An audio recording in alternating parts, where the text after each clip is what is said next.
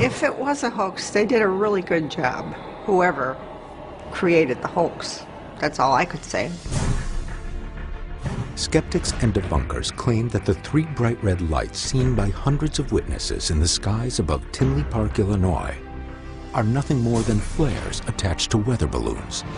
But those who actually saw the lights with their own eyes hold a different opinion. My son and I were on the phone together watching the UFO. Planes' lights normally flash, but these lights didn't flash. It was exciting and it was disturbing. Dr. Ted Ackworth has worked for NASA's Flying Imaging Aircraft program. He is joined by Terrence Masson, an image processing expert from Northeastern University. They begin by analyzing footage shot by T.J. Japcon on August 21, 2004. Ted feels it has the highest image quality of the nearly 30 pieces of video UFO hunters have collected. My first thought was it was going to be necessary to stabilize because these are shot by normal people, background, handheld, so we've got this kind of swimming motion of that's pretty typical. Once we've done that, I was able to then pick one of the three lights and translationally pin that so that all of the related emotion is basically locked around that point. Having stabilized one point of the three, Ted and Terrence are able to see how the other 2 points move around it. Are they free-floating or locked in place?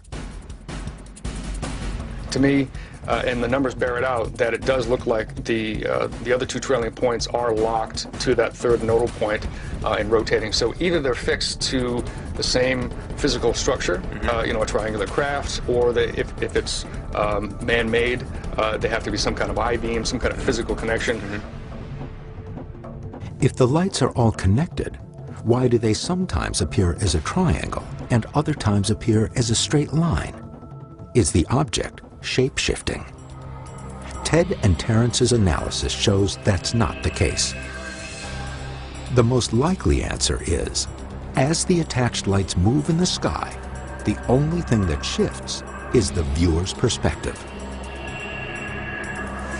To my eye, it appeared that those three lights seemed to be locked together geometrically, and his analysis agreed with that. We now quantitatively know that those 3 points of light are locked in space together. Ted and Terrence still cannot determine whether there is a solid triangular craft with a light on each point, or 3 individual lights that are somehow able to rotate together. One segment of TJ's footage from October 31st, 2004 shows a conventional aircraft, a helicopter, flying near the triangle shape.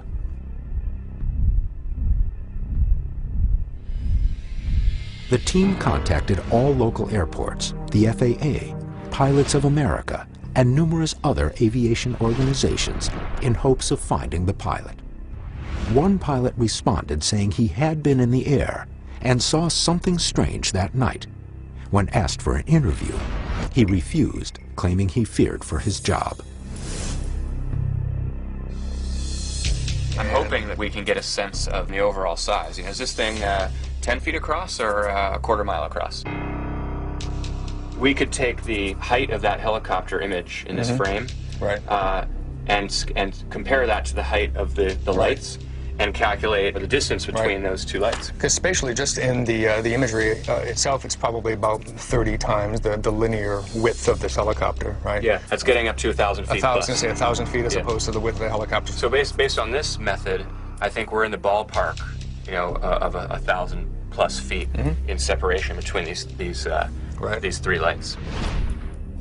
With their estimate of 1,000 feet between the points of light, Ted and Terrence plug in the location data that Pat has gathered from the eyewitnesses.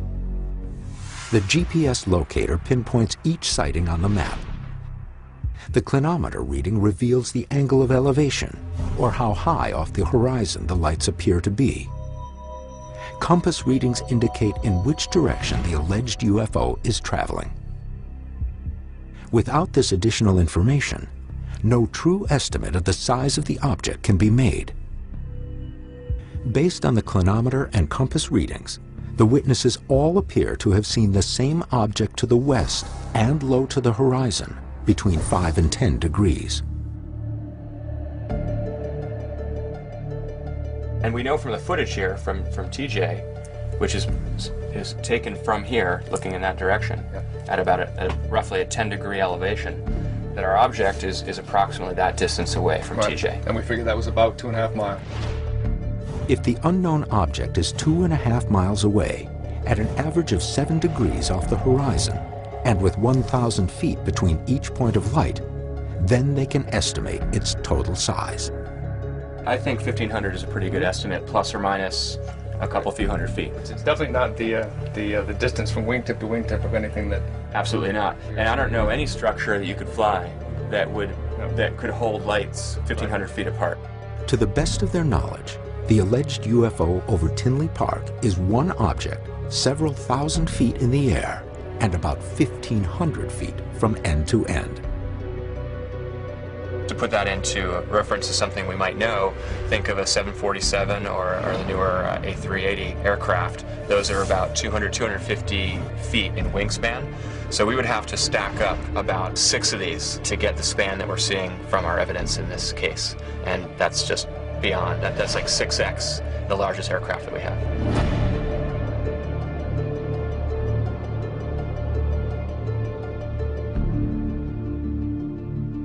Based on all of this evidence, the video, the spatial recreation, the estimation of motion, the image processing, I don't know what it is. There's definitely something out there of this 1,500 feet span, but I have no idea what it might be.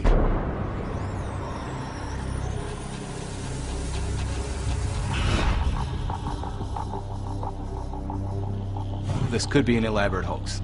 People say that there were red flares in the sky. Don't think that it was some type of a spacecraft.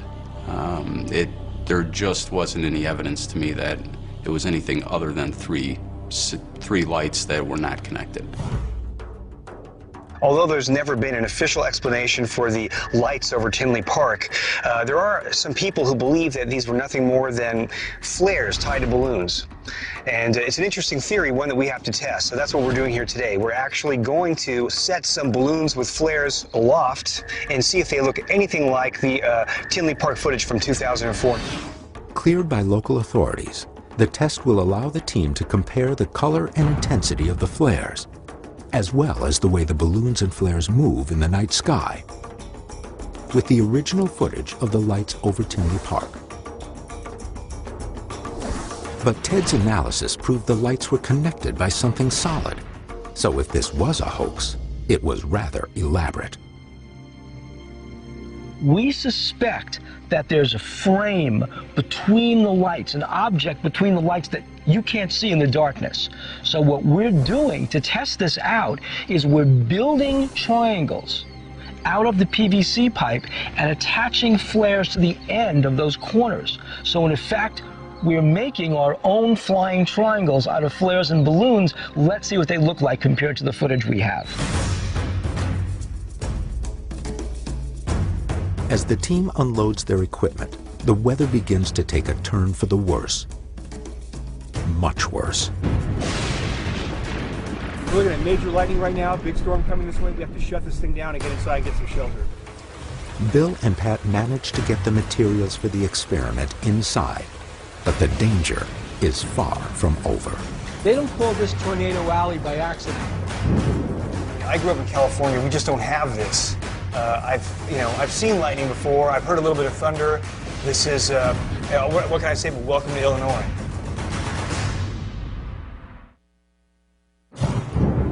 As you can hear, we've got a lot of bad weather coming in. The team is in rural Illinois, in a controlled environment supervised by local authorities. In spite of the weather, the team soldiers on, building the PVC frame. 3 weather balloons, 5 feet in diameter, are filled with helium gas and attached to the frame. But it soon becomes apparent that the frame is too heavy for the balloons to lift.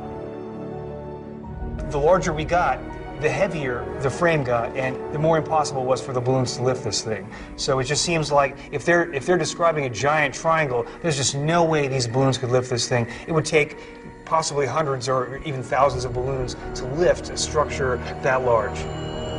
They know from Ted's analysis the object is massive, and the lights are connected. It's unclear how such a hoax could be possible. Still, the team works to get the balloons airborne and in formation in order to compare the flares to the strange lights on the videos. I think the lightning has passed. We may have a window to launch. Sam Moranto and several eyewitnesses from 2004, Bill Dooley and his son Nick, and Bob Peterson and his son Tyler arrive for the test. Since they saw the lights with the naked eye originally, they're the best witnesses to tell us, hey, this looks like the lights we saw, this didn't look like the lights we saw. For test purposes, they've also brought the same cameras they filmed the Tinley Park lights with in August of 2004. So what we want to do is maybe use their cameras to take footage of the balloons that we launch and compare them to their footage from 2004. Let's see how it matches up. The 3 balloons are attached on a line at 15-foot intervals. A flare is then suspended from each balloon. Gentlemen, light your flares.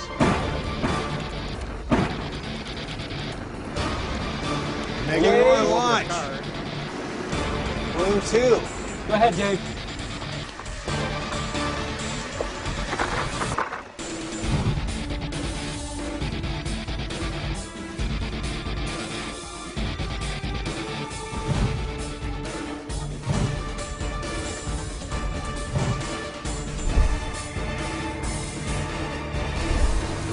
While Sam and the team have only seen the video evidence of the Tinley Park lights, Bob, Bill, and their sons are eyewitnesses. They know firsthand what the object looked like in 2004. The quality of the colors, the way it held its triangular form, and how it moved across the night sky. Now, what we saw in the summer of 2004 was much steadier flow of light, not jerking around like they did. The color was bright red, like you'd see a light on top of a cell tower. This was more orange, more pink, so no, nothing like it. Bob Peterson's initial impression is that the 2004 lights are a hoax, but this demonstration has given him a new perspective. Based on what I saw tonight, no, I don't think it was a flare. There was just too much that was different about it. He thought they were flares, but now he's looking at flares, and he says they did not behave the way the lights behaved when he first saw them on August 21st and October 31st. A final meeting with Sam Moranto reveals that the night of the original sighting, August 21st, 2004, may be part of a worldwide UFO flap. And Tinley Park's history of UFO sightings didn't begin in 2004.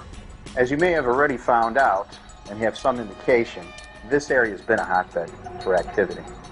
Project Blue Book, the Air Force actual investigation into UFO phenomena, actually had one of their cases here in Tinley Park. What was the case? The case was 2 young men seeing an unusual object. They reported it, and it was investigated and still remains unknown. And that was in the early 60s. Was there any other activity around the case that we're working with now? Well, I tell you one thing, Pat. We had August a hot month. Objects very similar to what was seen out here was seen on the 18th in Canada. On the 19th, we have that object over Minneapolis, St. Paul, hovering there for a period of almost 9 hours. Then here we go, the 21st in Tinley Park. After that, Houston, Texas. A few hours later into the 23rd, what do we have in Melbourne, Australia? Same thing again. Is it possible that these were all sightings of the same object? What was the date of the Australia sighting? The Australia sighting was on the 23rd, but remember, their dateline is ahead of us by 16 hours. What are the chances of these lights popping up here and then in Australia a couple days later? On the very next day. Sam Moranto has uncovered video from Australia that appears to show two of the Tinley Park type objects, seen here for the first time. Oh no, my battery's running out. Oh, no, Mum. On September 30th, 2005, the same configuration of lights returns to Tinley Park and again is widely seen and taped by the residents. The object appears to be the same one seen in 2004, and yet another sighting occurs barely a month later, on October 31st, Halloween 2005. With all of the evidence gathered for this case, the team waits for Ted to weigh in on the experiment. How will the new footage stand up to the original 2004 video of the mysterious lights over Tinley Park?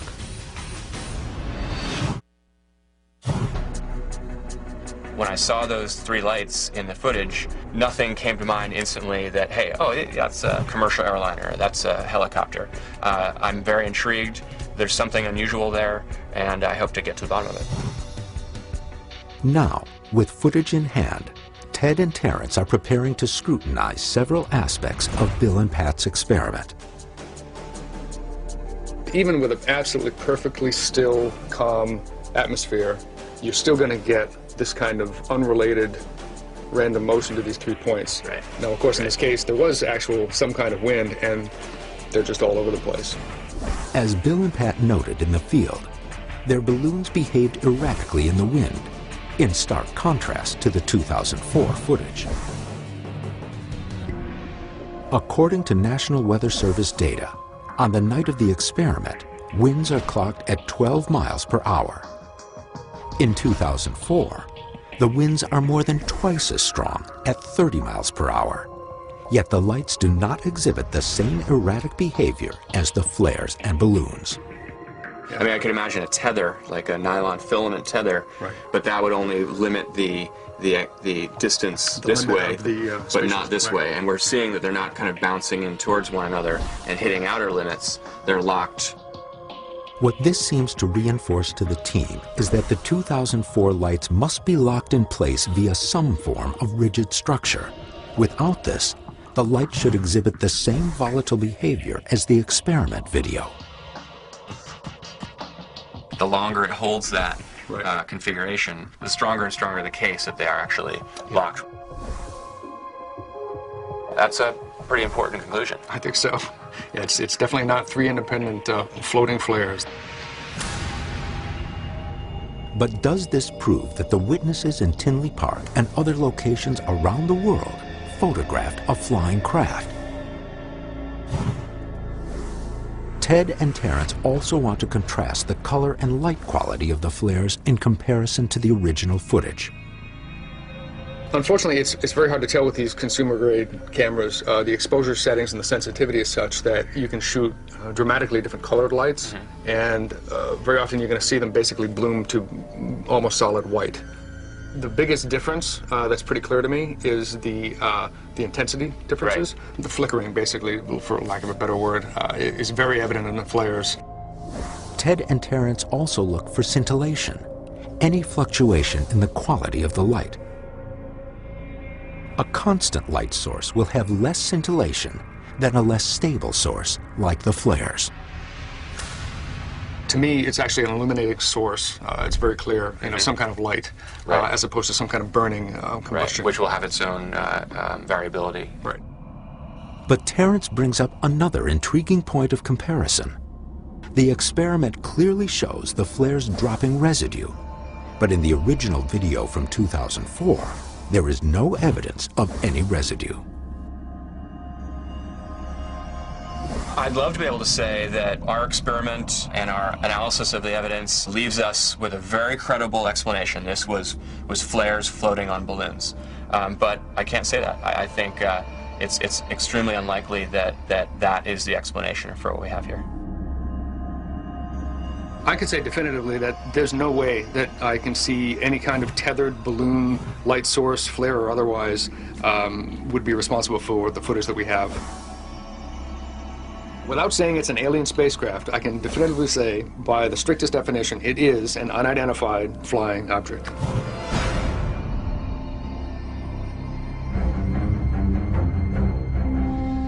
The Tinley Park case is a really interesting case to me. We've got a lot of data. We have a lot of witness testimony. We were able to do some extremely quantitative scientific analysis of our evidence. To the best of my ability, I can't put my finger on an explanation to say, oh, it was something terrestrial. All I can say is that I can't explain what it is, and yet is a highly credible, corroborated case. So there's something there, and I can't explain what it is, and that is very intriguing to me.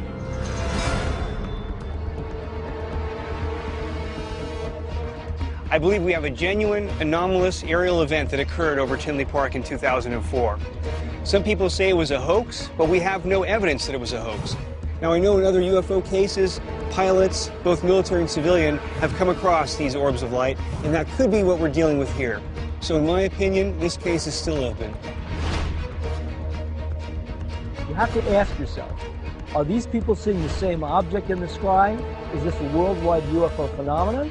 Or is this a worldwide UFO hoax?